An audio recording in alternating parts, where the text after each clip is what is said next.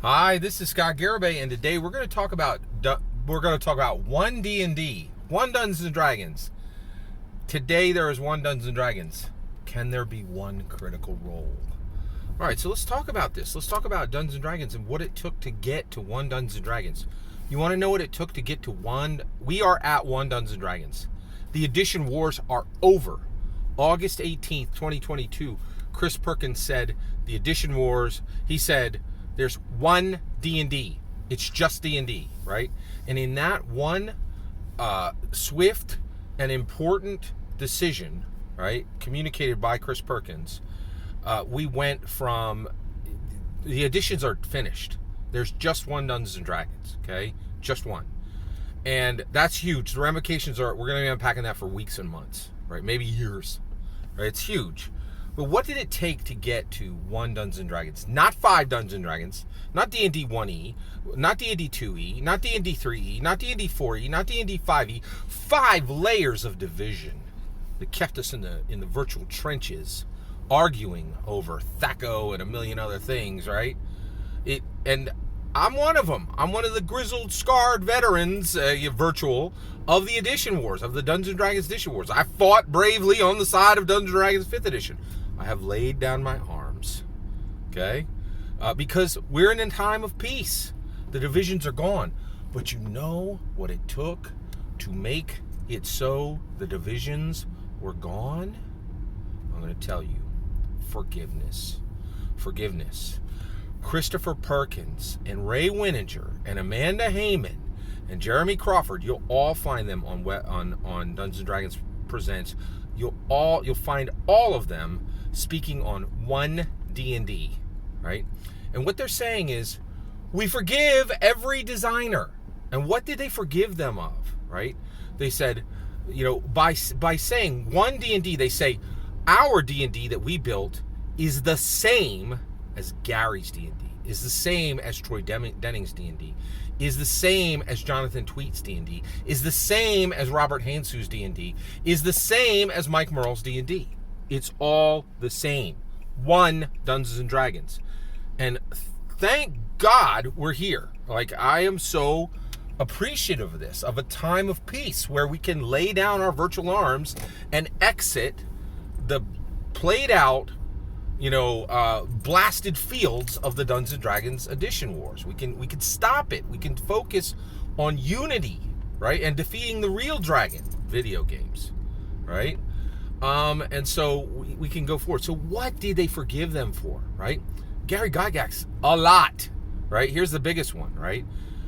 Basically, when they say one Dungeons and Dragons, in my humble opinion, what's really there, what they're really saying, right, is they're saying, Gary, when you made the Dungeons and Dragons, the 1980s Dungeons and Dragons Saturday morning cartoon, you made sure that people of color were represented, Diana the Acrobat.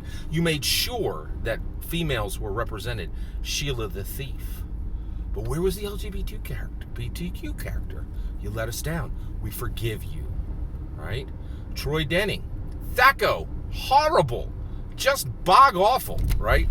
We forgive you, right? Jonathan Tweet, you put in the OGL and there were so many splat books, there were literally 1,000 different books that had Dungeons and Dragons on their cover. It's too many, right? Like, and basically they were saying, Jonathan Tweet, we forgive you. Robert Hansu, you made 4th edition. We forgive you for 4th edition. We don't even have to say anything. It was 4th edition. It nearly cracked the entire D&D community in half, and it allowed Pathfinder, shamefully, to surpass D&D in sales for a brief moment. Like, the shame of it. Horrible, right? We forgive you. We forgive you, Rob Hansu, right? Mike Merles, you stuck us with a whole bunch of subpar artists, way worse than Wayne Reynolds, who slammed the art spike deep into the ground and was the best artist that Dungeons & Dragons ever saw, and you didn't bring him on. Like, where was Wayne Reynolds in 5th edition art? Are you kidding me? Like, they didn't hire a single artist who could hold a candle to Wayne Reynolds, right? Mike Merles, we forgive you.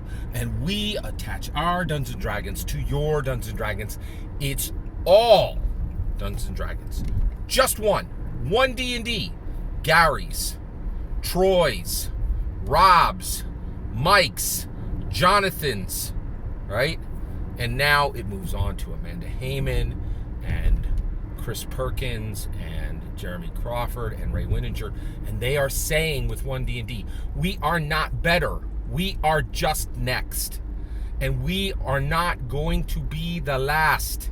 Forgiveness is the only possibility that allowed one D&D to be built. The only way to one D&D was forgiveness. Forgiveness from Amanda Heyman, Chris Perkins, Jeremy Crawford, Ray Winninger. Back to all 5 of the middle-aged white male design leads. And they're also saying, we forgive you.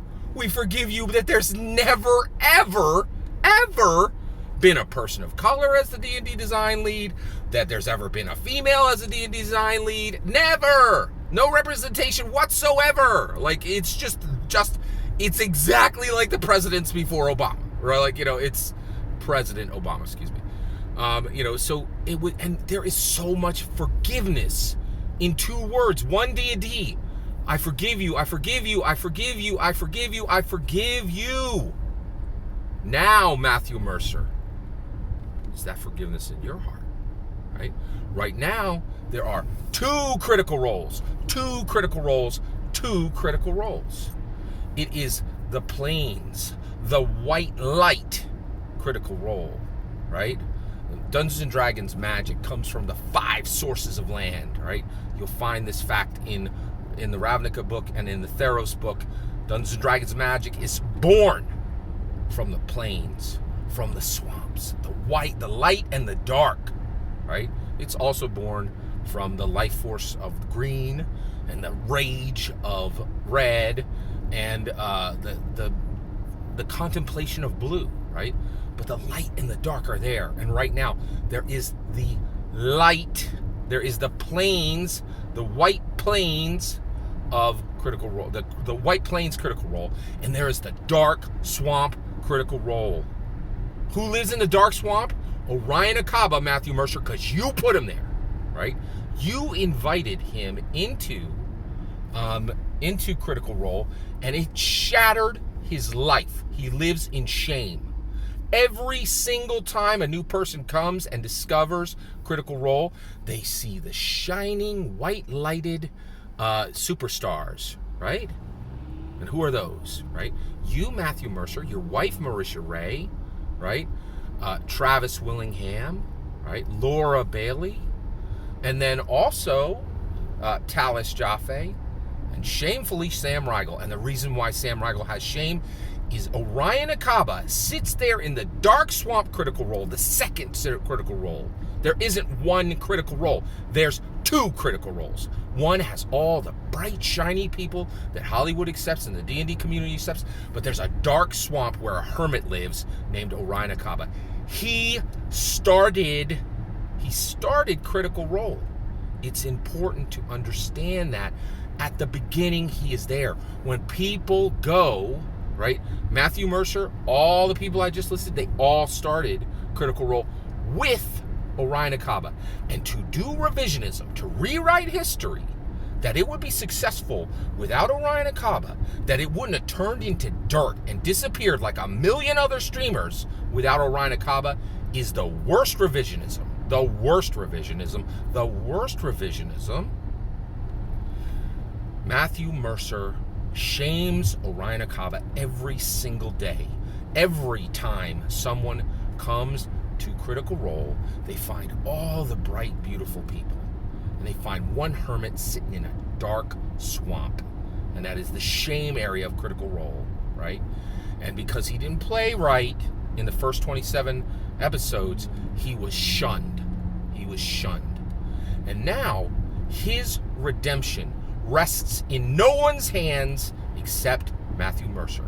With a single sentence, Matthew Mercer could call him into the $1 million studio. That is no joke. $1 million studio, and just do 1 hour of work and let Orion Akaba apologize and then say, hey, we'll see you in the next one-shot, buddy, because you were here at the start. And when millions of people come to Critical Role to decide if they're like it, your work is there.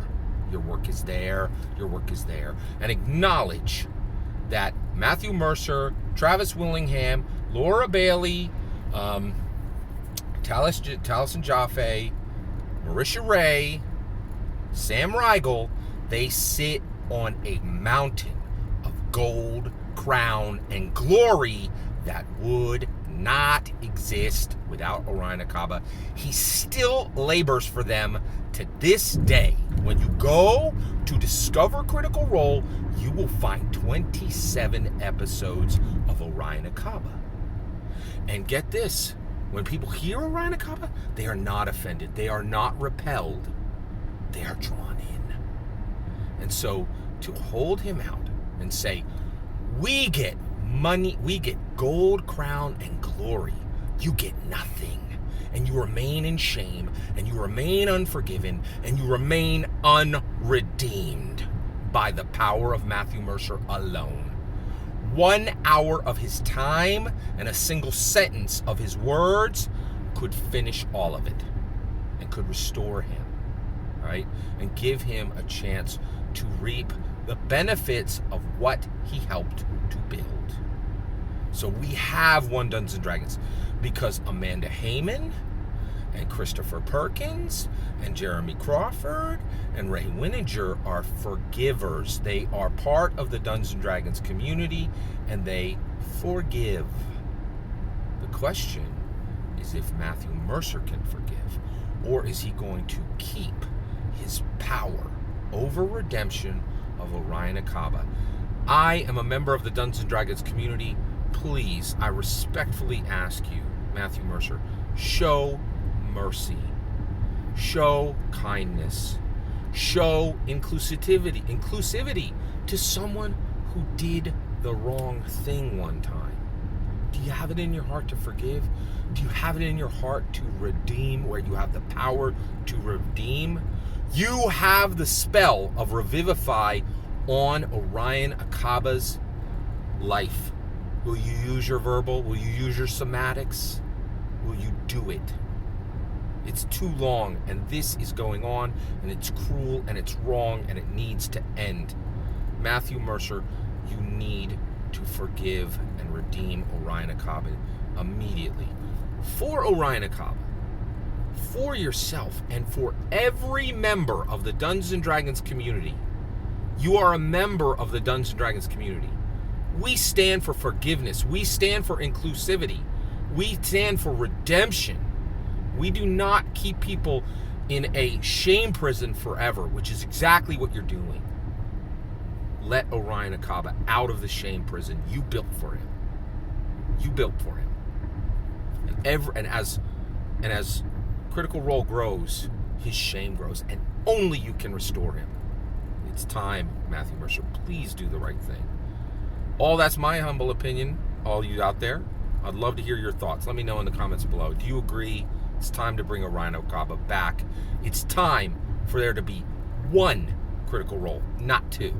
Not the White Plains Critical Role with all the shiny Hollywood adjacent stars and the Dark Swamp Critical Role with one hermit in it, which is Orion Akaba. It's wrong. There needs to be one Critical Role, just like there's one Dungeons and Dragons. And that starts with forgiveness. That starts with redemption. That's my humble opinion. I'd love to hear your thoughts. Let me know in the comments below. Please consider liking and subscribing. Have a wonderful millennium.